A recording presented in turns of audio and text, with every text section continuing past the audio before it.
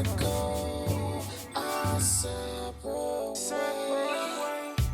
need money. I need cash fast. Give me the bag.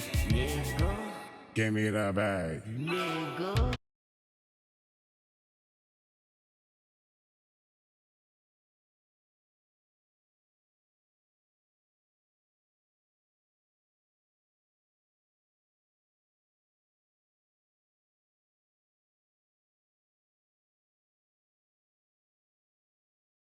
Hello, everybody. This is another RUR Media Productions. I am your host, Daryl. We have the ultimate conversation we want to bring to you today. There will be no intimidation, harassment, or bullying at any time in this video. The opinions expressed here in this video are mine and mine alone. The other thing I'd like to say is that I have done some extensive research to bring this information to you, and I want you to understand that this is my opinion. Now, you can go to the comments and express how you feel. It's cool. I have no problem with that. But I would encourage you to like and share this content. Now, the videos that you will see in this particular video and conversation are not mine, and they are tagged from the source at which I got them from. See, I don't want to take away the credit of someone. So you'll see I didn't try to cover it up or anything. I grabbed majority of what I am presenting here today from Instagram video-wise. Pictures, just a bunch of random pictures that I grabbed off the internet. I threw some collages together of X amount of players, put it together, and here we have an excellent presentation. This here is what influenced the NBA. The people, the rules, the world. What exactly influenced the NBA? As far as I'm concerned, in this video, it's going to tell you what I think influenced the NBA, that made the NBA what we see now on TV. I'm sure others will have opinions. You're welcome to them. And like I said, I would like for you to like, share, comment, and if you will, subscribe. Because I'm going to try to bring you as much great content as I can bring you. And this here is one that will show you that I've done some extensive research, but I've also formulated my own opinion. Yes, I did. And I don't want you to feel as though it's just about me, but I want you to see from my perspective, and that's why I put this video together. It's always said about who's the GOAT, what's the GOAT, whatever. Hopefully, this video will give you more information, and maybe it'll enlighten you about some things that you didn't know. Now, if you're a fan that has spanned decades, then a lot of this of what I'm saying you'll relate to. But if you're a new fan walking into the conversation, some of this you may not be able to relate to, but as I did, you can do research. Now, there's only one player in this research that I didn't see play, and that would be Wilt Chamberlain, the oldest one that's going to be presented here in this presentation. As a matter of fact, God rest his soul, Wilt Chamberlain passed away. So he's no longer here with us. But the man was great on the field. Now, let's go. There are many names that enter the conversation. Other fans will have their opinion, as I said before. You have your opinion. Whatever your opinion is, put it down in the comments. Let's spark another conversation. Hopefully, let's spark another set of research that will lead us down your path. And if possible, I might even surface and do another video. But let's at least listen to my point of view. And please, don't shut it down what I'm saying. I like you to listen to the whole thing. Because I know some people, they catch an idea, they hold on to it, and they try to throw it back without really listening to the whole thing. And I hope that's not an issue with us. Like I said, let's get through it and let's make it through. I use the names most commonly mentioned. And it starts with Michael Jordan. It starts with LeBron James. We now have a Steph Curry. We have a Shaquille O'Neal, Kareem Abdul-Jabbar, of course, Hakeem Olajuwon, Reggie Miller, Allen Iverson, Wilt Chamberlain, Magic Johnson, Larry Bird, Julius Erving. And I know there's going to be people that object to that list. But as I said, this is my list, and I'm going to run it down for you. These are names that can't be denied, though. And then you'll see why as we go along. These names are upper echelon in most conversations. There may be others, but these names are not only dominant in conversation, but they are names that will always be etched in stone. In my previous listing of players, I mentioned Shaquille O'Neal, Kareem Abdul-Jabbar, Hakeem Olajuwon, and Wilt Chamberlain. To understand what I am formulating, you must understand the position. A center throughout the history of basketball was the anchor of a team. A good center could solidify offense and defense. A good center could dictate an opposing offense's chances of scoring. Centers were the hard-working, down and dirty trench players. They are the last line of defense. They produce rebounds, block shots, and turnovers. They also score too. Let's not forget that part. The centers on this list was capable of getting a triple-double on any given night. Now, let's go to Wilt Chamberlain. Wilt Chamberlain is the oldest player on the list. And as I said before, he passed away. God bless his soul. How did he affect the NBA? What was his influence, you ask? Wilt was the first premier big man in the NBA. And his people, they probably going to doubt this, but I'm going to tell you why.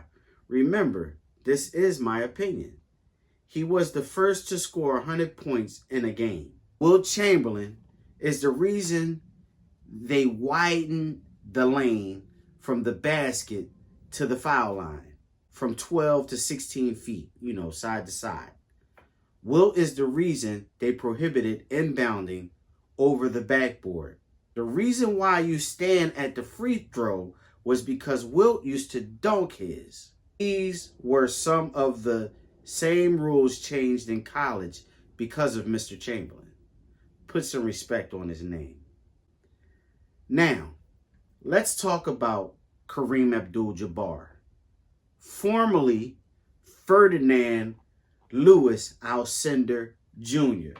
We're not going to talk so much on his conversion from where he went to how his name became Kareem. But Kareem, a.k.a. as I like to call him, Mr. Champion, was a 3-time NCAA champion. He also is a 6-time NBA champion. He was the all-time scoring leader before LeBron broke his record. He had the most unique shot in history called the skyhook. It was virtually unstoppable. 6 NBA MVPs, 38,387 career points, 19-time All-Star. He played 20 seasons with the Bucks and Lakers. Please put some respect on Mr. Jabbar's name. And that skyhook was one of a kind, because what it made a player have to do to defend it is go through him, because he turned his shoulder to the player. He would extend that arm as high as it can go with the ball in hand, and he would flick it in an arch. And it was very tough to defend. And he's the only one in history that always shot the ball that way. And he accumulated 38,387 career points. Now, from the continent of Africa, a giant emerged. He was from Nigeria, nicknamed the Dream. Y'all know where I'm coming from, and you know where I'm about to go. He had the signature Dream shape. He changed the footwork and defensive prowess of the center position. He also added a jumper to lure centers away from the basket. He was one of the most complete centers because he had an outside game, an inside game. He was good from the free throw line. He was an excellent shooter. And he had very good post moves. Probably one of the first centers that play inside out. Most players play inside, not too much out prior to this. But he was a player that had inside and outside. And he was drafted in the early 80s. You understand what I'm saying? So I hope we good so far. He played 18 seasons. He was a 2-time NBA champ, won 2 years in a row. He won 94, 95. He's a 12-time NBA All-Star, 2-time Defensive Player of the Year. He was the 2-time rebounding leader and a 3-time NBA blocks leader. Hakeem the Dream was a nightmare. Shaquille O'Neal, last but not least of the centers that I'm referring to.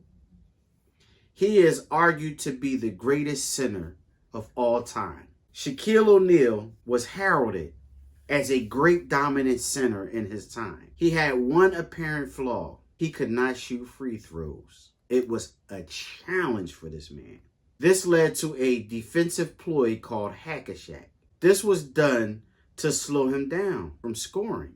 I always posed the question, what if Shaq hit 60% or higher of his free throws? Shaq probably would have been, no question, the best center ever. He was the best dunking big man ever, which sparked changes to the basketball hoops themselves. Shaq would literally tear the basket down, stopping the field of play. So the NBA was forced to make better rims, better backboards because of Shaquille O'Neal. There was one that came before him, Darryl Dawkins. He would break rims, but nothing to the capacity or the degree that Shaquille O'Neal would do it. Shaquille is a 4-time NBA champ with a 3-peat, 19-year career, 2-time MVP, 2-time scoring champ. Given the center position, you decide who has done more. Who is the GOAT? That's the question. The point guard is the next and probably shortest conversation. It's weird to only have 2 names in this section, but they are probably the 2 best in history. People will, I repeat, people will say that there are others, but none compared to these 2. Number 1 on the list, Earvin Magic Johnson. Mr. Showtime. 6'9" player that got drafted by the LA Lakers. He has a huge effect on the game. He was drafted as a power forward, but converted to point guard eventually after a couple of years. He basically elevated the fast break game because he had good hands with the ball, he had good vision, and good physical strength. He could not be guarded by a power forward or big because his handles was too good. He couldn't be guarded by a guard because of his size. This gave the Lakers a natural advantage as they could add another bigger player on defense and offense. The game at that time revolved around the point guard and center. This gave you a big at each position, 5 NBA championships, 3 times MVP, all-time leader in assists per game at 11.2. He's the only player in the history of the NBA to win the Finals MVP as a rookie. The only player in history of the NBA to win the Finals MVP. Steph Curry is one of the greatest shooters in NBA history. He has the most three-pointers made. He is the type of player you have to guard from the half-court mark. In a LeBron James era, he managed to get 4 championships, in which 3 were won against LeBron James. Injury in the early part of his career really kept him at bay. He still manages to be one of the most prolific shooters / scorers the NBA has ever seen. He made other players feel encouraged to shoot the long ball, which makes modern basketball a shooter's league. 4-time NBA champ, 2-time MVP, first player to hit 400 plus threes in a season. Can you imagine that? 400 plus in a season, the first in history. Small forward is an interesting position, strictly because it has always been there, but there are only a few that truly impacted the game. There is one that I felt had the largest impact. Only one. Most impactful small forwards in history. Julius Erving brought fear to the heart of the NBA. He used to play for a league, the ABA. The NBA was the big brother. The ABA was the small brother. And in that small brother league was a player by the name of Julius Erving, Dr. J. The NBA feared him, so they merged with the ABA. And they brought some teams from the ABA to the NBA. And Julius Erving was one of those players. Julius Erving brought pizzazz, high-flying game to the NBA, which inspired players like Jordan, which in turn inspired a player like Kobe. No other small forward in history can claim this because guess what? There's no other leagues to challenge the NBA right now. He was the key to the evolution of the NBA. He was the first to dunk from the free throw line. He still influences the league today with the fancy dunks, the hang time, and the work ethic. Julius was a miracle disguised as a player. He's a 2-time ABA champ, 1-time NBA champ, 3-time ABA MVP.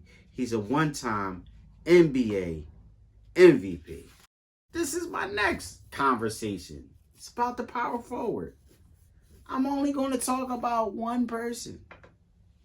That's the crazy part. It's only going to be one person in this conversation about power forwards. There's one that not only influenced the game in the 80s, but he's still influencing the game right now. It's Larry freaking Bird. Larry was one of the most feared power forwards of all time. Larry was not super athletic. He was slow, and he had somewhat of a vertical. What Larry had was will and determination. that you could not quantify. His confidence was through the roof. He was a supreme trash talker. He'd tell you what he was going to do before the game and went in the game, and he did it. Count the Larry Bird-led Celtics out of any competition. Larry Bird could shoot it from long range. I still remember hearing Larry Bird from 3. Oh my gosh! Bird could play offense and defense. He was a 3-time NBA champ. He was a 3-time NBA MVP. He was one of 2 to win 3 consecutive. He was Rookie of the Year over Magic Johnson, because remember I told you they came in together. The only person in NBA history to win Coach of the Year, MVP, and Executive of the Year. Chew on that for a second. Shooting guard is one of the most controversial spots in basketball. Let's talk a little bit about Reggie Miller. Reggie Miller was one of the best to do it. I ain't saying he was the best, but he was one of the best. And the reason I'm using him is because Reggie was like the first to really use screens and create open space and move without the ball. And he made a defender be real busy. If you was the only person defending him, you better have great stamina, because Reggie wasn't standing still. He wasn't standing still. He wasn't super athletic either. But he brought a huge twist to the position, which you could see in today's game. He brought the ability to use screens to create space, the ability to move without the basketball. He was very unorthodox as a shooter and surprisingly clutch. Reggie Miller was tall and slim, which added range to his game. He retired as NBA all-time leader in three-pointers made in a time where basketball was still a big man sport. It was making a transition. So Reggie Miller also got the 50%, 40%, 90% shooting season, meaning he was 50% from the field, 40% from the three-point line, 90% from the foul line. Do you know how tough that is? What it's saying is that man can really shoot.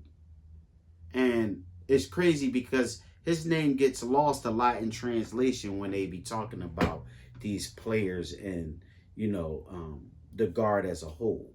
But like I said, he brought the screen game, creating space, and moving without the basketball. Ask yourself this question. Do you see that today? Allen Iverson, a.k.a. The Answer, was listed as a 6-foot guard. I don't think he was that. Not 6 feet. Maybe an inch or two under 6 feet, but yeah, I don't think he was 6 feet. But I could tell you what he really was.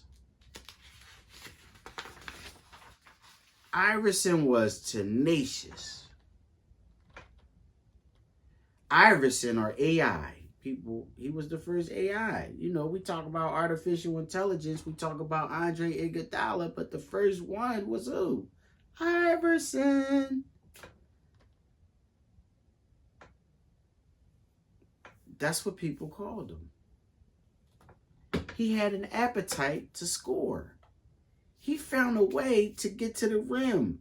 Under all circumstances, Iverson found a way to get to the rim, or a way to shoot the shot, to make the shot go in. This part of the story is really and truly special to me because I saw Iverson play in high school. I saw Iverson play in college. I saw him play in the NBA. My sentiments were always the same. This guy's special. He had a great first step. He had reserve acceleration. He had a motor that would not stop. His intensity was greater than any other player on the floor. People say he was a defensive liability because of his size, but he made up for it in his ability to read the passing lanes. His handle is what made him great. That handle could single-handedly walk him out of double and triple teams. His most astonishing feat was taking one of the worst teams statistically in NBA history to an NBA Finals appearance, where the Sixers, remind you, I am a Sixers fan, they faced the Lakers. The Sixers lost the series, but Iverson averaged over 30 points per game. His influence was style of play, style of dress, the braids in his hair, and the tattoos. He's a 4-time scoring champ. He was the Rookie of the Year. He was a 3-time NBA steals leader. He has a lifetime playoff scoring average of 29.7 points. And he has a playoff scoring average of 29.7. Michael Jordan came into the league as a Chicago Bull. He was drafted by them. He was on one of the worst franchises there was. Jordan was very competitive with an appetite for destruction. His demeanor exuded confidence. His mentality was seek and destroy. He would become the ultimate scoring machine. Jordan struck fear in the heart of his opponents. There were a couple of teams that would be to his detriment on his rise to the top. Boston Celtics and the Detroit Pistons. The reason is because the league allowed hard fouls and rough play without the flagrant foul, or the refs quick technical fouls, or the review to see if it is a critical foul. The Chicago Bulls, led by Michael Jordan, went on to win 3 championships in a row, 91, 92, 93. Due to Jordan's father dying, Jordan retired and played baseball. A death is hard to take. This broke the Bulls' historic run. Jordan returned to the NBA in about 1.5 years. He entered the season in its entirety. This prompted a media frenzy. It also prompted a re-energizing of the Chicago Bulls franchise. They made the playoffs, but it was eliminated by the Orlando Magic in a sweep, 4-0. This was not the end for the Bulls, as they revamped the team with Tony Kukoc and Dennis Rodman.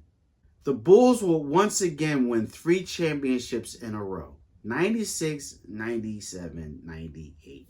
Now the question is, would they have won 8 in a row had Jordan stayed and was focused and his father never died?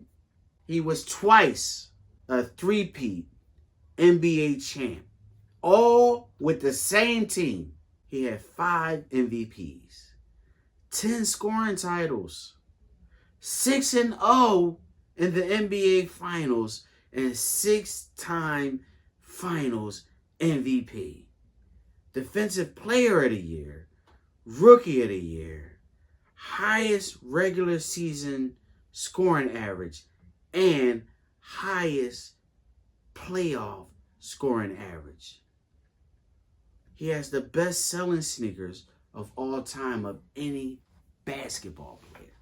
People still wear Jordans. They still wait for the retros. They still buy Jordans. And he has his own brand under Nike, of course. He was named 20th century's greatest athlete. Now, let's get to LeBron James, a.k.a. the King.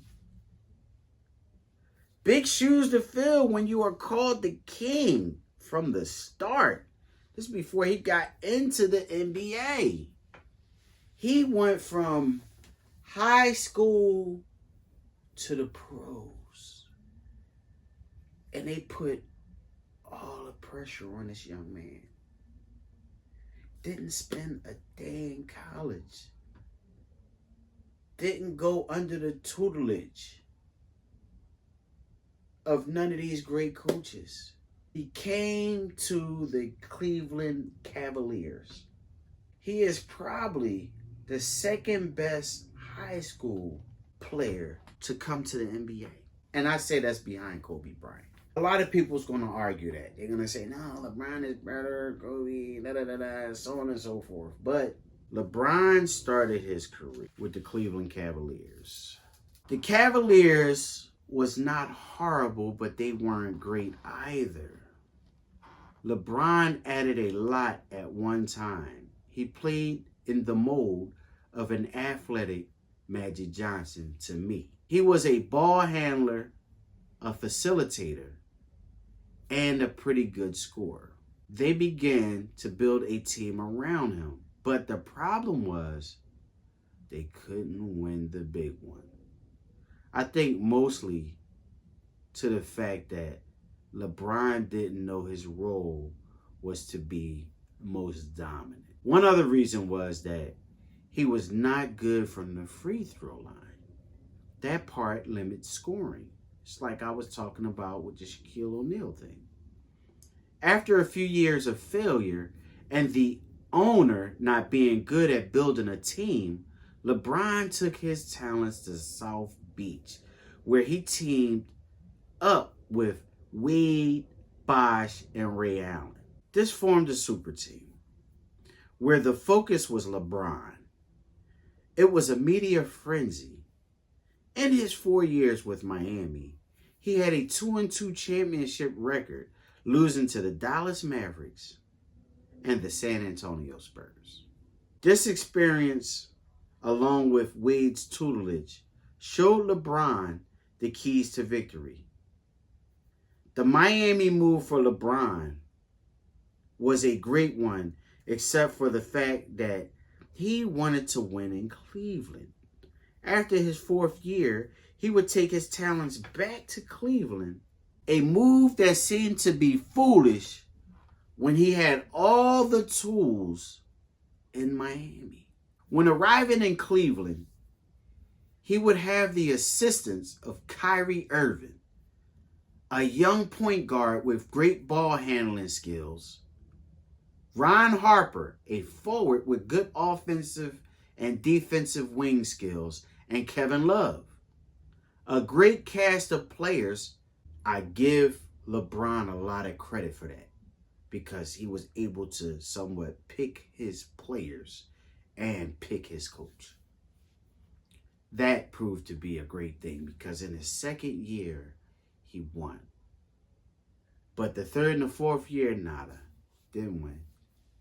He was 1-3 with his finals record in Cleveland for that 4-year stretch because he had lost maybe 2 other ones, so he might have been 1-5 in Cleveland. And that goes without saying. He was about 1-5 in Cleveland for his finals record. He was 1-3 against the Golden State Warriors, who we talked about earlier, Steph Curry. Steph Curry won 3 out of 4, but between his exit from Cleveland and his entry into LA, because that's where he went after his 2nd trip in Cleveland, that broke his championship appearance spree. Because he had like 10 straight finals appearances. I mean, that's a great feat. That's a great feat. 10, maybe 9. Maybe 9.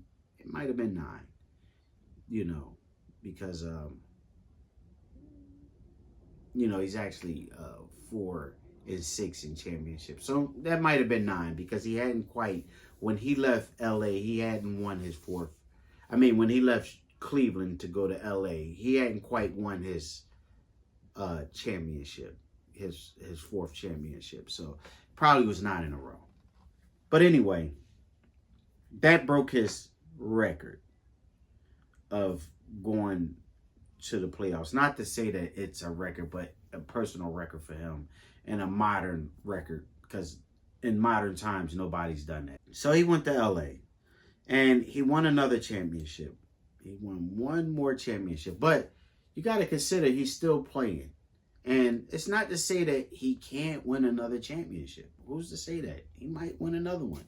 And if he wins another one, that'd be number 5. And he's been in the league over 20 years. Over 20 years. That's a long time. Tell me about it. Tell me everything you feel. You understand what I'm saying? Over 20 years, LeBron's been in the league. So he's got longevity, like awards. That's why he was able to pass Kareem Abdul-Jabbar in scoring.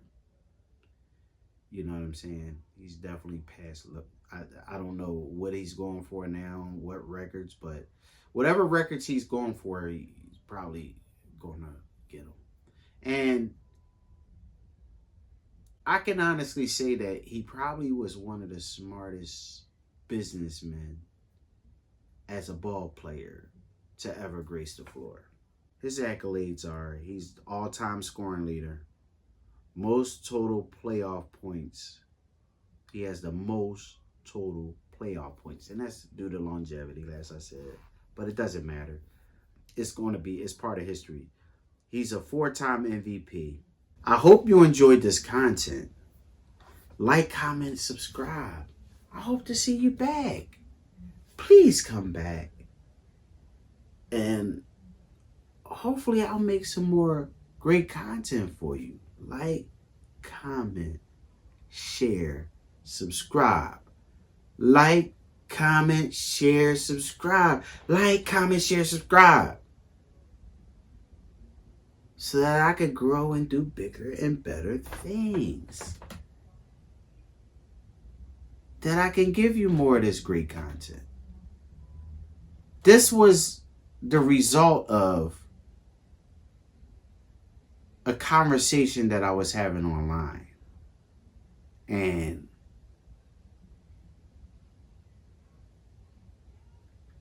I just felt as though if I show you this, then you'll understand my chain of thought when, if a conversation ever comes up and we have a disagreement, you can kind of understand where I'm coming from because this is how I see it. But, other people see it different.